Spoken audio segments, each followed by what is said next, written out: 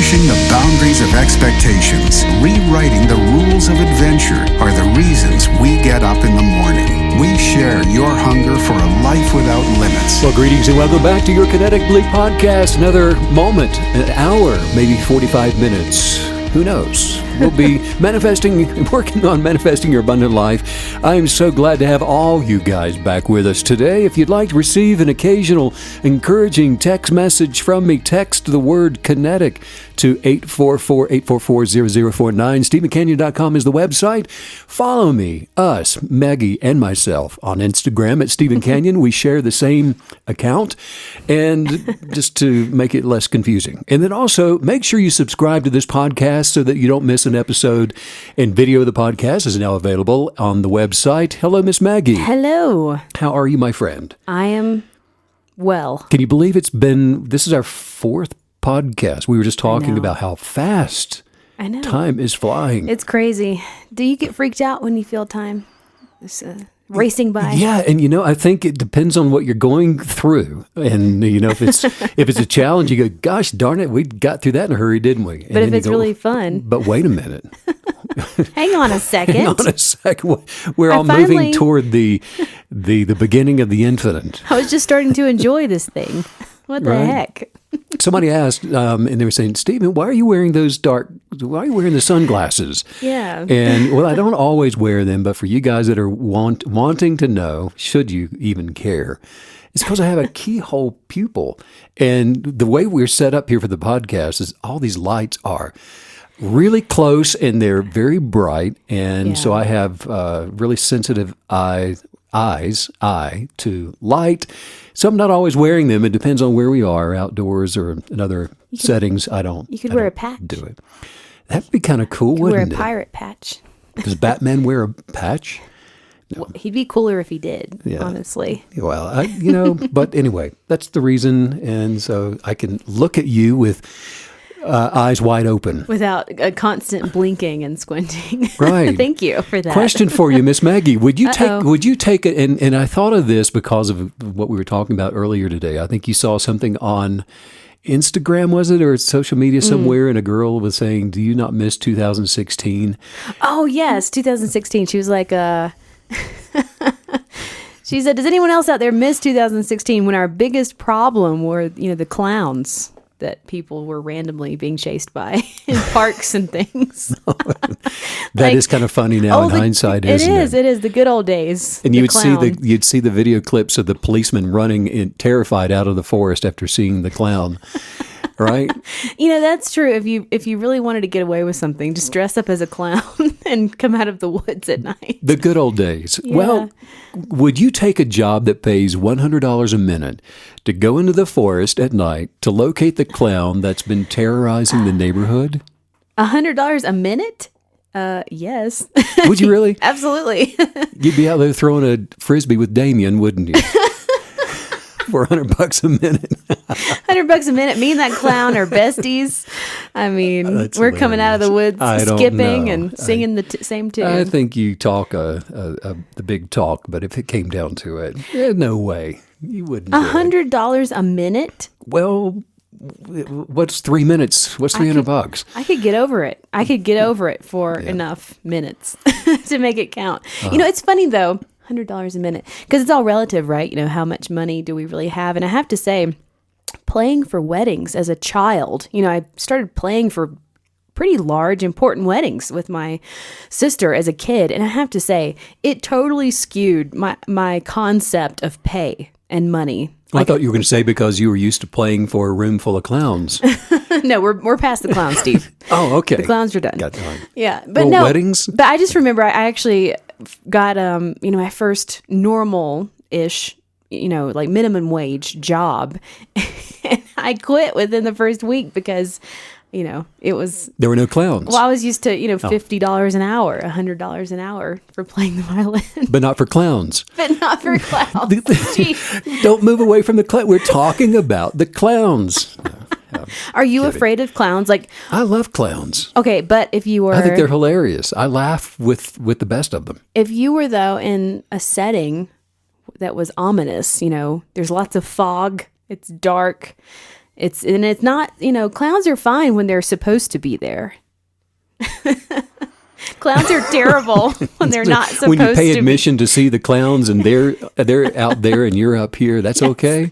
Yeah, that's fine. I'm expecting the clown. Or when you get 20 of them out of a car, that's okay too. You're driving a dark highway at night, you look over into a field, there's a clown there. That's probably true of most things. If you take I don't know, you take a juggler and put them. Well, I guess a juggler can juggle anywhere. I don't know what they... I saw a really funny prank that's similar to this. So this mom was helping her daughter move into her new home. She just bought a new home, but the home was from the 1800s. It was a historic little cottage. And they had found this, very Annabelle, Chucky looking old doll in the attic, and her daughter had thrown it out. And the mom posted a picture of her taping it to the outside of her house so that it was like looking in the window at her. I suspect we're getting close to Halloween. Just with all the conversation. I don't know. It's scary stuff. I'm not ashamed to say that I am one of the pumpkin spice latte people. I just lose my mind. You're the one that every year. You're the one that creates the line at Starbucks. Yes. I mean, I'm crazy about it. Absolutely. So, okay, we you can tell it's our Friday. Fall is in the air. Fall is in the air. So we have a fresh KB question here, and I'm loving getting these. Don't you love hearing from KBs? It makes me feel just so connected. Well, we are. Yeah, I do. And KBs keep sending in the questions. We love to be challenged by your challenges. Absolutely. Sure. So there was no name attached to this one, but they sent in this question, and it reads as such. I live with 3 other people, so there are a lot of different approaches to life going on at the same time, and most of those are not positive. While I can't make decisions for everybody else, not that I haven't tried, how can I develop my space to be one of peace, happiness, and joy? Good question. It's a great question. Because you are developing a space, and so when you share it with other people, I can see that's a challenge for especially the new kinetic believers. What am I supposed to do with this mess? Right. How do I, because obviously you're not, and you understand this fairly quickly, that your dominion is not to be used against other people. But I would say that the first thing to recognize is that the secret to your present peace and happiness and joy, and this is the reason so many people have the question to begin with, is because the secret is hidden. It's not obvious, but it's not hidden from you. It's hidden for you. It's secreted away for you to go and find in a place. And there's a reason for that. You see, your present state of being. And you said there was no name to the... No. Okay. Your present state of being is up to you. And whoever you're sharing a greater space with, whatever you have and whatever happens in your life isn't an accident, first of all. And it's not necessarily in alignment with the flow of your genius of purpose, the essence of your highest being either. But the conditions of your present tense space where you're living, the house of horrors that you may have found yourself in, the conditions of that present tense space, the manifestation of your peace and of your joy and your happiness and prosperity and great health is in your hands far more than you may know. So the question, where can you find this hidden secret? Where is it located? It is in the habitual patterns of your daily routine. And what you do on a daily basis is absolutely what determines how the universe is going to respond to your expectations, how the universe is going to respond to the energy, the energetics of your beliefs. So what you have in this life, what you are experiencing on a daily basis, be it because you think of it's who you live with, or maybe it's because of who you don't live with, whatever it is that you may have attached as a reason for it, will never be what you want if you are focused on what's wrong. If you are dealing with what you don't want, if you are mindful of what you wish other people would say and do that you're living with, the 3 or 4 other people, if you are all consumed with what your expectations are for them, then things aren't going to change in the way that you would like for them to. But if you work your life out from the divinity, and I don't use the word divinity lightly, but if you work it out from the divinity of light and the love that already exists within you, then you will begin to develop in your higher sense of consciousness, and you will begin to transform to the place where you become immovable, immutable in your expectations, in standing your ground and resisting negativity. And it's from this place of immovable faith, the dogmatism of your kinetic belief, the authority of your dominion begins setting your so-called house of horror on fire with the light of source, with the manifesting light of God. I have to say, I really love this question because we are going to be able to overlay the answers that you give us today into so many different areas, because you could take the same question. It's a very insightful question. It's a question from someone who's obviously very aware of energetics and their place in this earth, especially where other people are concerned. But you can overlay this with a workspace or coworkers, or your kids, your spouse, just anyone that you're seeing on a repetitive basis. We're going to be so equipped. And so I love receiving this level of question. Well, that's where your challenges are going to come from, isn't it? The people that you at least you believe that you have to experience life with, that you're partnered with in some way, either professionally or personally. Yeah. The luck of the draw, as some would say. But here's the first thing. Look, as a human being, you have a decision to make. Is putting the expectant, determined effort toward developing the garden of the space that you occupy, is that important enough to you? Obviously it is for whoever wrote the question, because they've taken the time to formulate the question in their thoughts. But you got to answer that sincerely, honestly.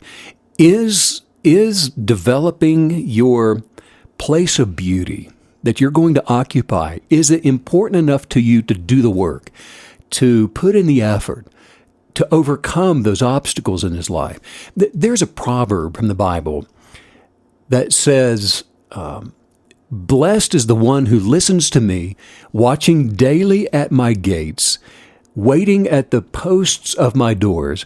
For whoever finds me finds the light of wisdom, finds life, and obtains favor. And that's what we're talking about, is how do I attract the favor of peace and happiness and joy and prosperity and love and all of these things? How do I obtain that in this life? And in other words, the kinetic believers, it's the habitual life of a daily routine that produces otherworldly results into your life. Wow. And if you want to put an end to being discouraged by, well, just keep calling it a house of horror. If you want to put an end to being discouraged by all of that noise and all of the stuff, and the place where you are that you really don't remember even buying the ticket to enter into the house of horrors, but you just find yourself there. How did you get there? That's another podcast. But if you want to put an end to that, if you want to put an end to going around the same mountain over and over and over, it's time to develop in the meditative habits of that transcend the afflictions of negativity, because it is a habitual pattern way of living that is going to transcendentally move you to a place of new perspective that puts you above all of that noise rather than being underneath it. And so as you develop in the quiet resolve of the immovable spirit, and that's what we're talking about, you're going to realize more and more the reality and even the severity of what it would mean to not develop in higher consciousness. Once you have a taste, there's no way you're going to go back. And it's kind of like once you receive revelation knowledge, the sweetness of it becomes you, and you can't go back. If you do go back, you are voluntarily locking yourself up into that house of horrors. But who does that? So you've tasted the sweetness and you've seen the light. You've been to the other side. You know what it feels like to be existing in the essence of unconditional love and to be experiencing peace. And you've been there. You've transcended to that higher place, and the importance now of the new habitual way of life as a necessity becomes important to you, because you recognize the law of attraction is beginning to rearrange the circumstances of your life. So now you've counted the cost or the consequences of not doing it. And hopefully I'm encouraging somebody that's caught glimpses of it to stay the course and to put in the work and the effort. I have a question about just the situational aspect of this question, because early on, when I first became aware of the law of attraction and I really started believing for my best life, I was living with many roommates at that time. I was in college. And the moment that I got that revelation knowledge of kinetic belief, it changed everything. All those relationships were completely altered, and I didn't even want to live there anymore. So my first thing was I manifested the ability to move out and to move into my own place. And it showed up within less than a month. I mean, someone literally drove into the parking lot, rolled down the window and said, "Do you know if any of these apartments are subletting?" I was like, yes, they are. Mine is. But anyways, that happened. And so I'm just saying that was my first direction. My first thought was to rearrange and get away and manifest that. And I did. And at what point do we know that we're supposed to head in that direction? Because obviously that's taking a lot of energy to manifest something new, a fresh perspective or a fresh circumstance. So when do we know that, okay, I'm going to stay and rearrange my own space and transcend this, or I just want to leave? How do we even know which road or path to pursue? Well, that is a top-heavy question, in that, when you start to factor in a sense of commitment and even reputation and all of those things, you can find yourself in a tight spot really quickly. The first place to go, and this is always the first place in relationships, is to transcend yourself and work on the light within you without regard to others. And often people will either follow suit or they'll get out of the way, because, again, remember that you're not responsible for other people finding the so-called light, because the inhabitants of light in the earth realize that listening to for example, listening to an occasional transcendent podcast, one like this one, and just listening to it occasionally, just as, something I may or may not do once a week, or reading an occasional book with insights for overcoming the negative energetics of the people around you or the world that you're living in, isn't going to be enough to sustain you through the incessant mess of egoic infighting, through all of the noise, through the household wranglings of challengers that are coming in and out, slamming the back door, that you're wondering, how did I end up in the middle of all this, and all of these negative optics that even Jesus said would come your way. This is a fact of life. So the first responsibility is to yourself, and it may or may not include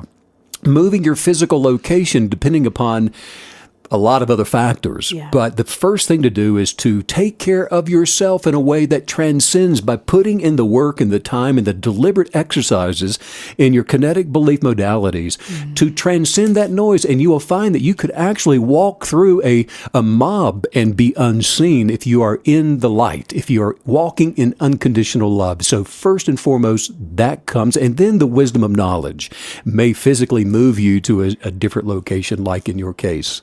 Happened. It really spoke to me when you just said that we have to be willing to put in the work, to put in the creative work, because I have found that if you're not all in with kinetic belief, it can actually make your life feel harder. If you're on that fence and you're 1 foot in, 1 foot out, back and forth all the time, you have transcended. So it's almost like ignorance can be bliss. You don't even know what you're missing. But then all of a sudden, kinetic belief, it works fast, and it alters your relationships and your circumstances so vibrantly and so quickly that I find that if you don't fully commit, you are going to have a very difficult time. Well, ignorance is bliss in the way that, people do perish for lack of knowledge, and lobsters boil not knowing they're boiling. Right. The way of life that thrives in higher consciousness, Meg, it needs the daily sustenance of life-giving, nutritional thought food to be able to transcend over every single test that comes your way. Life is full of them. And so rather than succumb to them and be devoured by them and beaten down by them, knowledge is imperative to overcoming them. And one of the first things that a KB does is you've got to arrange your schedule around the infeeding of, well, just take gratitude, for example. Feed on gratitude. Recognize that gratitude is not just an expression of good manners. Gratitude is of course, it's the inner dialogue of positive affirmations, being positive about life around you. And positive because those things don't just make you feel good. They don't just give you gratitude doesn't just give you the ability to tolerate the negative people around you. Gratitude, the essence of it, the substance of it, even quantumly speaking, the essence of gratitude, which is a positive energetic, changes things. So ultimately, if those people can bear to be around you while having their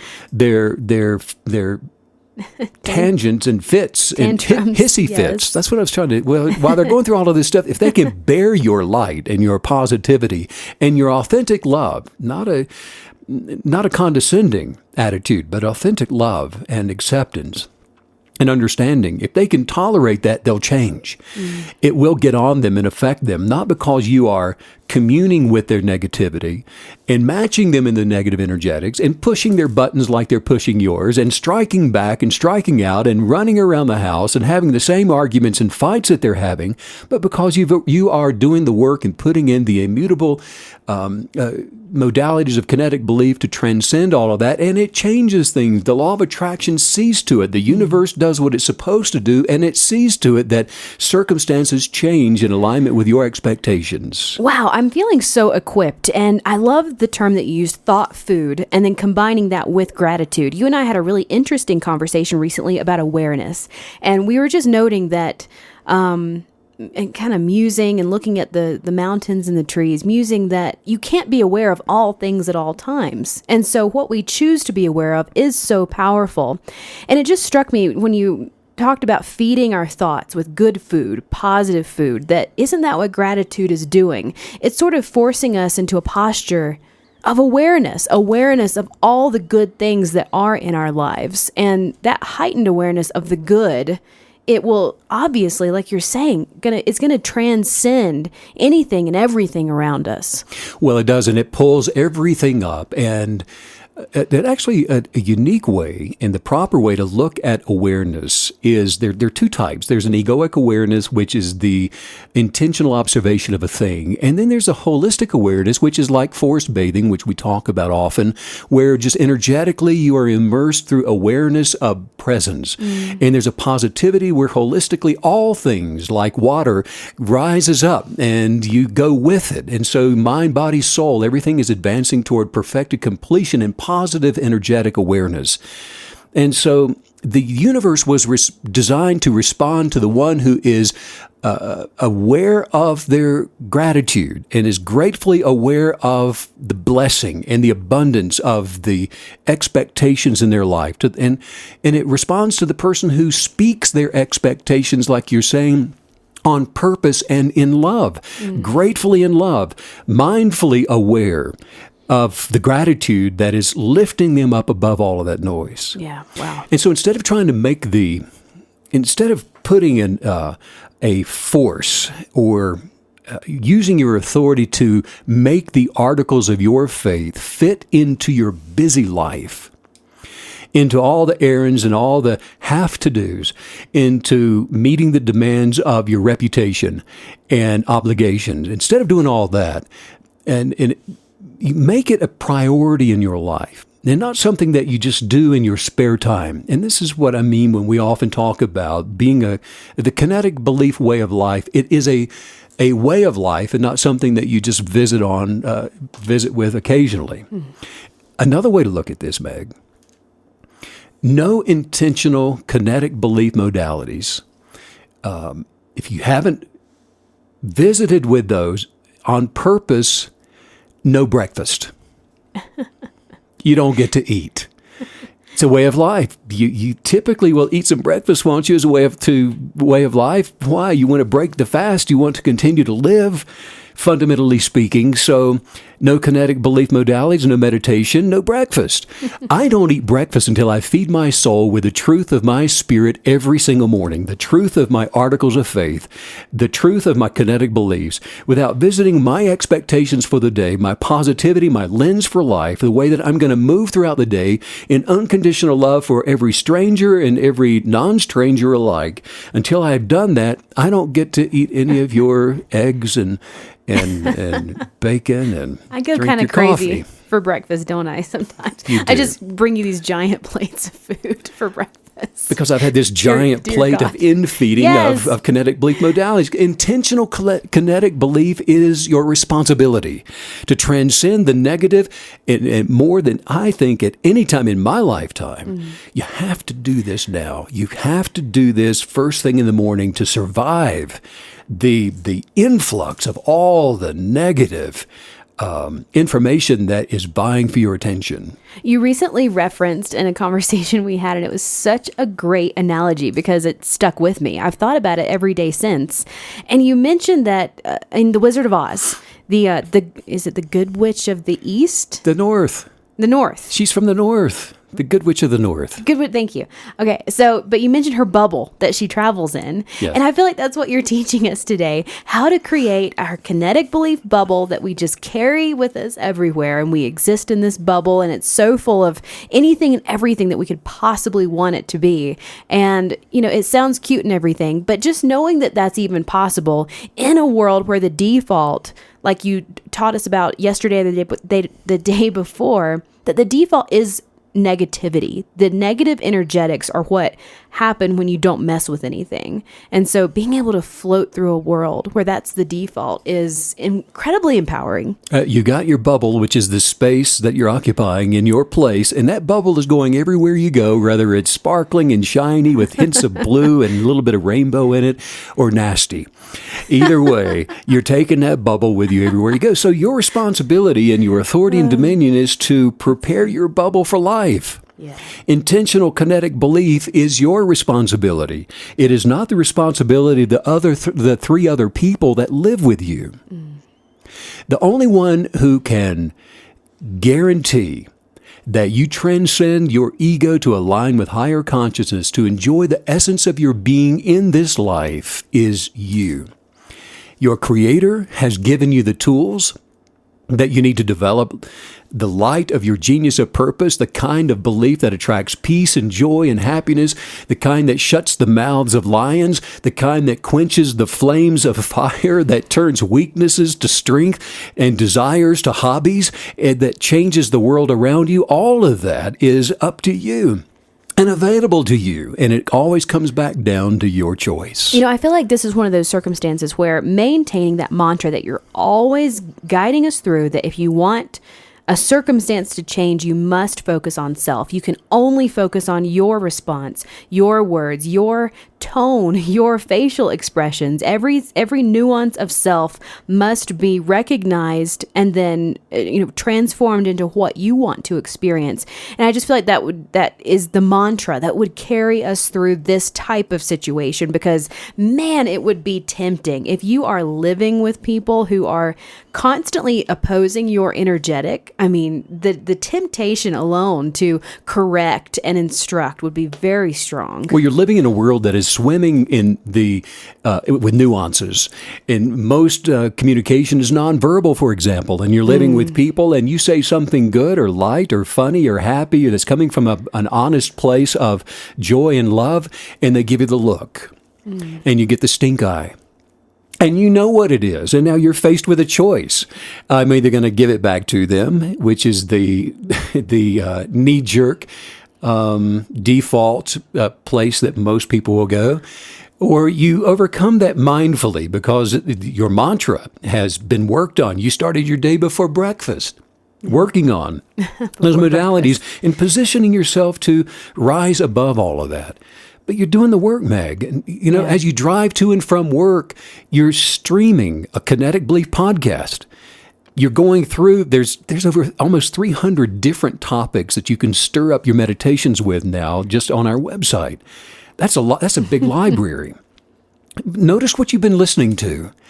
What is the news telling you that you are listening to? And if you're not listening to the news, you're getting it from somebody at the water fountain. What is that telling you? What are your friends telling you?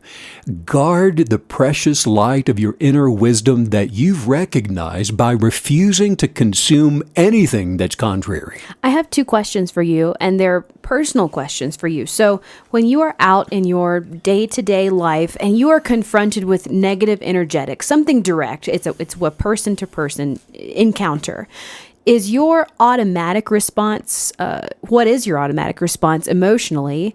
And then the second part of that question is it something that you have to choose, or have you done kinetic belief for so long and practiced it for so long that your auto response is the correct response? Well, the auto response can certainly come from it comes from a choice. The choice had to be made originally, and there's work to this because the world is a contradiction to positivity. And if you rest in the work that you did last year, for example, as a kinetic believer, and believing for your highest articles of faith. If you do that once and twice, or even spend 6 months and you are just a soldier championing in these things, and if you relax long enough, if you let your guard down, you'll be consumed by negative energetics. That is the nature of this world. And when you attract the manifestations of development, positive development into your life, truth will come.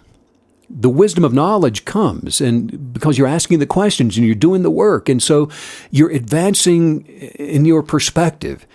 The lens of doubt and worry and fear, all of that begins to fade. So you have this higher perspective as you're going throughout your day, and you're confronted, like you're saying, maybe with a negative argument or challenge of some sort, maybe condemnation of some sort.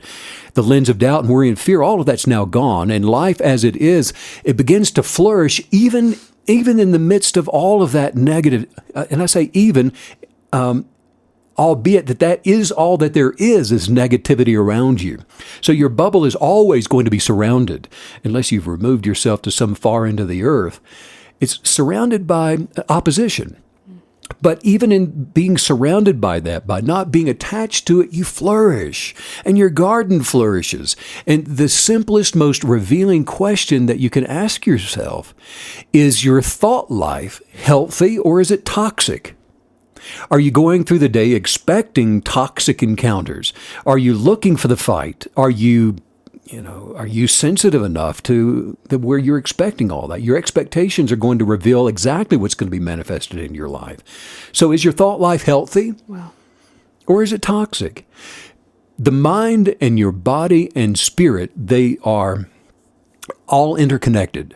And your thoughts affect your words, which then your words affect your health and prosperity and joy and peace and every other area of your life. And so it is absolutely worth taking the time to perfect these things that we're talking about. Your life has the time, and the time of your life depends on it. We started off the podcast. It just seems like time is flying by. It may seem like that, but it still is full of more than enough of it for you to use it as a tool to enhance your experience while you are here in the land of the living. I'm finding it very powerful, and it's really revelation knowledge, this layering of thought food. And it seemed like just a fun term when you first said it, but now you're revealing it to us to be the key. It's the key to making sure that you have been prepped for success within your day. And I love that. I love this idea of, sowing these good thought seeds in the morning. So knowing that they'll serve you throughout the day. And it sounds like this is something we need to do every single morning, not once a week, not once a month, but there's something about a 24-hour period, spiritually speaking, that we need to almost have this refresher of feeding, really. Well, alignment requires the constant feeding and prepping. And so you begin the process by focusing on what you're thinking about. Mm-hmm. What are your thoughts are? Where do you allow them to go? Because when your thoughts wander off to things like, you're not going to have peace in your home. I don't care what Stephen and Meg talk about today. Or you're always going to be broke. Or you're not going to manifest healing. If you allow that thought to linger, you're not going to manifest healing. It will continue with something else like you're going to die. Not only are you sick now, but you are going to die from this. Or some kind of a story that the negative ego will begin to tell you. Something like, you'll never get promoted. Or the kids are crazy, and so are you. All of you are crazy. How do you capture thoughts like these and cast them down? You resist them. You answer them. Never let your thoughts go unanswered. Instead, say, you know what? I'm not taking that thought. I see you, you little rascal. Get out of here. In fact, I'll open the door for you. And if you're not going to go by yourself, I'm going to get the broom and chase you out of here. I will not allow you to take up residence in my mind. And you can become a master at thought domination through meditation. But you have to make it a way of life and start your day this way, end your day through this way, and go throughout the day in this kind of meditation. The process that you're taking us through today, it's really reminding me of physical fitness, because I think we've all either done it ourselves or we've known people who go to the gym and they work out all the time, but they never change what they consume. And so there's no nutrition there to back up the fitness that they're trying to achieve. And so I love this concept of, feeding yourself with the right nutritional kinetic belief food and then acting on it, knowing that the protein and the nutrition are going to be there to back you up. And so I like this relationship that you're guiding us through between the thought food and then the execution of kinetic belief throughout our day. Well, just like physical fitness, it requires an action. How many people have the best intentions of working out but never take the actions necessary in order to do it? To meditate means that you don't just hear about working out and go, well, that sounds really great. I feel better about me now. You focus on it, and you focus on it with an action by putting it into motion. You contemplate it, give it serious attention, and then put action to it, just like going to the gym or working out. That's how we enlarge our capacity for intentional kinetic belief. And that is why the most spiritual people, Meg, that you'll ever meet are those who spend time meditating the expectations of higher consciousness and then putting in action to their faith. I have a personal curiosity here about this topic. So something that I don't want to say struggle with, but I can get a little confused with at times is the relationship between the unconditional love for self and the unconditional love for someone else. So let's say that someone is presenting into my life with negative energetics. Typically, compassion is my first response to someone like that, because I know how wonderful my life is, and it's all the building blocks of kinetic belief have made it so. And so I have compassion for someone not experiencing that. But then I get a little hung up on unconditionally loving myself, putting myself first, but then also loving them and wanting them to be okay and not to feel like I'm abandoning them, whether it's a roommate or a friend or a relative, whatever that may be. But a moment ago, you told us that we're not responsible for that at all. And I think the love if you're a kinetic believer, you're full of light. You just are, and love. But how do we work out that because it feels like a contradiction at times, because this person isn't necessarily wanting to receive that, but you want to unconditionally love yourself and make sure you're taking care of self as well. Unconditional love does not have the condition of a willingness to receive it, first of all, because it's unconditional. The only thing with conditions in your life come from the ego that is identifying with have-tos and challenges and with form. The spirit of you has no conditions. It just is. You are that you are. It's unconditional. So when you say that I unconditionally love me, you're talking about the part of you that is the essence of your highest being, in alignment with the Creator. That's the one that you're loving. The conditions that ego puts on self, you have no love for, because it's conditional love. And the same is true when you talk about loving unconditionally other people. You're not saying that I love and accept the broken down parts of their ego that they're struggling with. In fact, the lens for living, the veil has been removed from your own spiritual eyes to where now everyone that you see, what you're seeing is the light of their highest essence of being, and that's the part of them that you unconditionally love. Regardless of the crimes of their passions and the sins of their actions and the mess that they've created, none of that is eternal. And none of that is what you're looking at and saying, well, I approve of that because I unconditionally love you. No, you don't. It's not about approval or disapproval, condemnation or no condemnation. It's not about loving the part of them that's not lovable. It's about unconditionally loving the essence of their highest being. And so when, regardless of who I meet, I'm reverencing the God within them, the source within them, the part of them that came before they ever identified with anything in the land of the living, and the part of them that will go on forever, the light and love that exists within them. Whether or not the ego of them is identifying with that yet or not, eventually it will. Wow, you just gave us such a huge boost here in understanding these relationships, how to approach them. That is absolutely revelation knowledge for me. And the word that kept popping up is expectation. And I think so many times it's very easy to project our negative expectations on other people. And that is obviously going to make the situation so much worse and manifest negativity. So this idea of seeing their highest self, acknowledging their highest self as well, because it does exist, that is just profound and so beautiful. That is the oneness that we all share together. And did you know that gratitude is a language? It is a language of faith and a language of attracting the manifestations of anything that you can think of or imagine.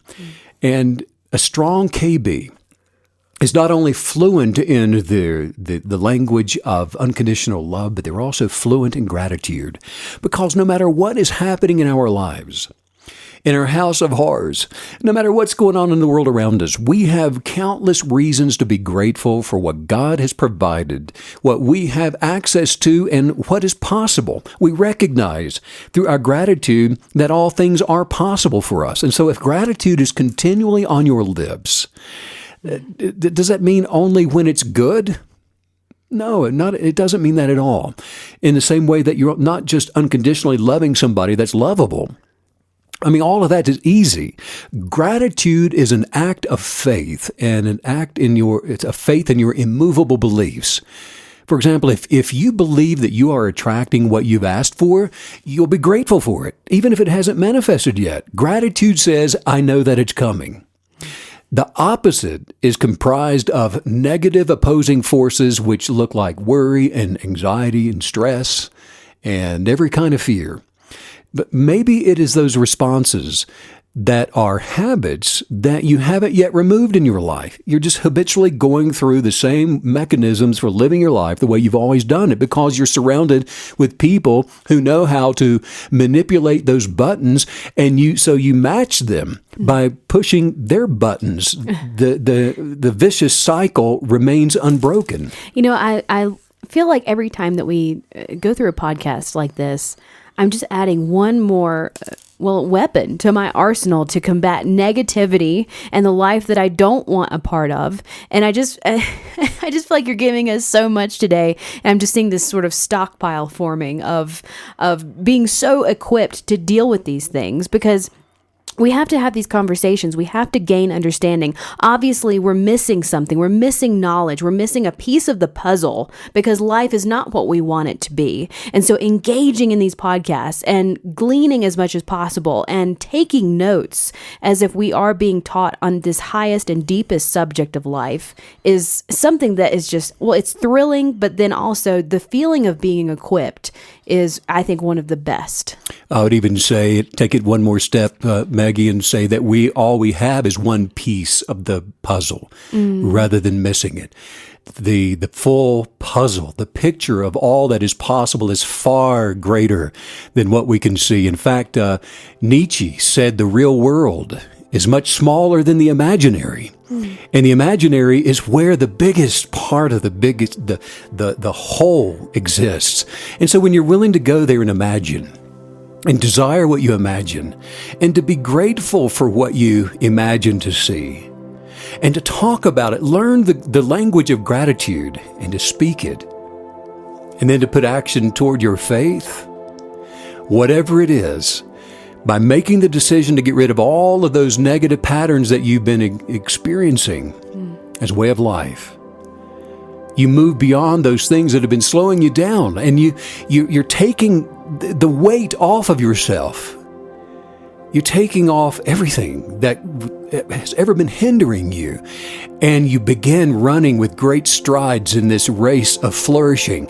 And it will never matter what the rest of the world is doing, or your household for that matter. The roots of a positive garden will grow deep through any kind of resistance. And this is the life that you were meant to live. Yes.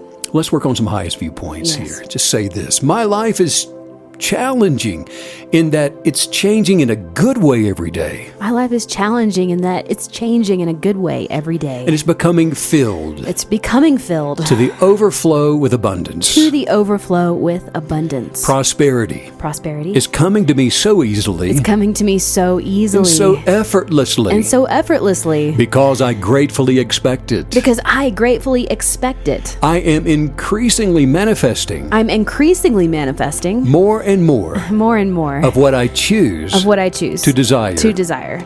Every day, Every day, I am expecting increase. I am expecting increase. I'm expecting favor. I'm expecting favor. I'm expecting more of my genius. I'm expecting more of my genius. Guess what? And guess what? It's working for me. Hey, it's working for me. And I know that I'm attracting great wealth And I know that I am attracting great wealth because I believe I am. because I believe that I am. And I am so joyous. I am so joyous and so happy and so happy and so healthy and so healthy and wealthy. and I'm filled with peace. And I am filled with peace. Thank you so much for this wisdom today, Stephen, because I know when these questions come in from kinetic believers, they're so specific. And I appreciate the questions because it not only helps them, but it helps me and the entire community as well. Make sure that you do email any questions or comments, ideas for the podcast that you have to kineticbelief@stephencanyon.com. And I appreciate you, Miss Maggie. Oh, there's so much love. Let's go live the abundant life. Let's do it. Sending out much love and light to all you KB creatives all around the world. Yes. Bye. And we'll see everybody back here on Monday. Thanks, as usual, Steve, for all the wisdom.